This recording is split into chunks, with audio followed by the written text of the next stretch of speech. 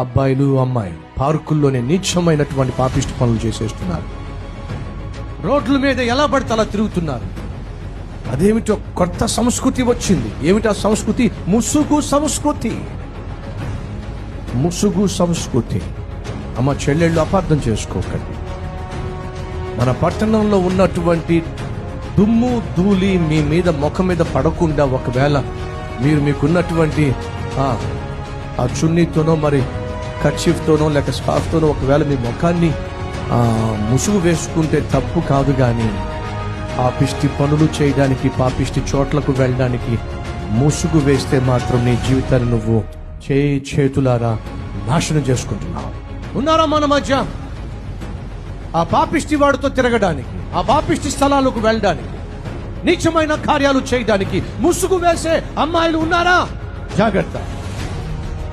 ఇప్పుడు నువ్వు నీ తల్లికి తండ్రికి ముసుగు వేస్తున్నావు. వాళ్ళకి ఏమీ తెలియకుండా పాపిష్టి పనులు చేస్తున్నావు. రేపొద్దున వాడు నీకు ముసుగు వేస్తాడు. జాగ్రత్త.